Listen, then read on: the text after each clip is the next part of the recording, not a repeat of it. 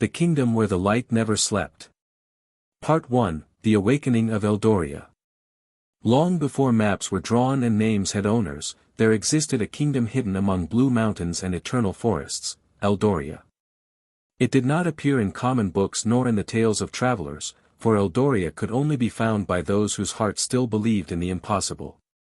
The kingdom lived protected by an ancient balance, the Flame of Auren, a living light that did not burn, did not destroy, and never slept. The sages said that as long as that flame shone, darkness would never cross the borders of the world. For centuries, so it was. A different dawn. The sun rose slowly over the pale stone rooftops, but that dawn did not feel the same. The birds sang less, the wind seemed to hesitate before blowing, and for the first time in generations, the Flame of Auren flickered. No one saw it, except Lioren. Lioren was a young apprentice librarian, with dark hair and a restless gaze. He carried no sword, no known magic, no royal lineage. His days were spent among ancient scrolls, copying texts that almost no one read anymore. That morning, while arranging the oldest shelves of the great library, he felt something strange. A faint vibration, like a whisper that did not come from the air, but from the ground itself. "That's not normal," he murmured, letting the scroll in his hands fall. The crystal lamps trembled. Golden dust fell from the ceiling. And then, deep within the library, a door that had been closed for more than 500 years opened by itself. The forgotten door. The door was covered in ancient symbols, older even than the kingdom of Eldoria. No one spoke that language anymore, but Lioren, without knowing why, understood every word. When the flame trembles, the sleeping guardian shall awaken. He will be neither king, nor mage, nor warrior. He will be the one who still listens. Lioren's heart began to pound. This can't be," he whispered. The door opened fully, revealing a staircase descending into darkness. An ancient air, heavy with time and secrets, slowly rose to envelop him. Lioren hesitated.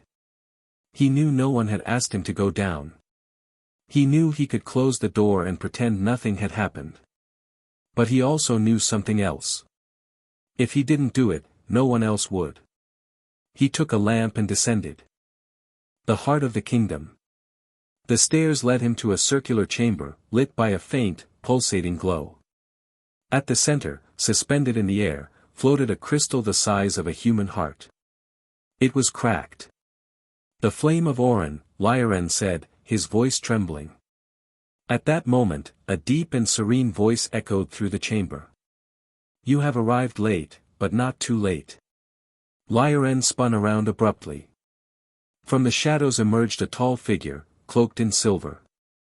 His face was ancient, but his eyes shone like young stars.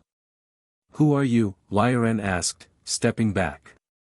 "I am Maelor, last guardian of the flame.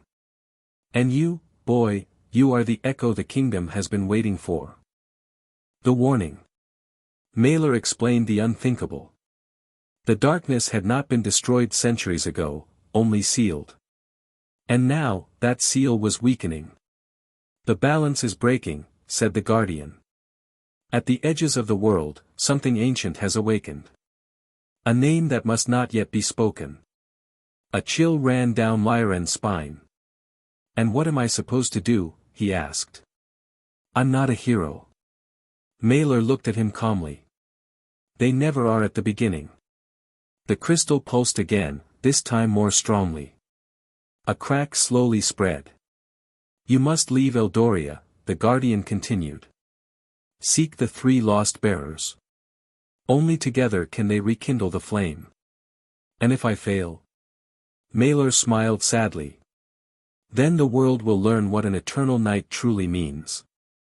The first step. When Lioren returned to the surface, the kingdom looked the same, but it no longer was. People walked on, unaware that time had begun to run.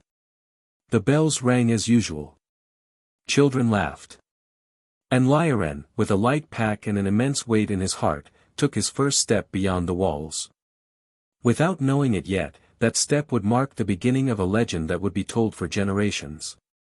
Because when the light trembles, it is not the strongest who awaken, but those who dare to listen.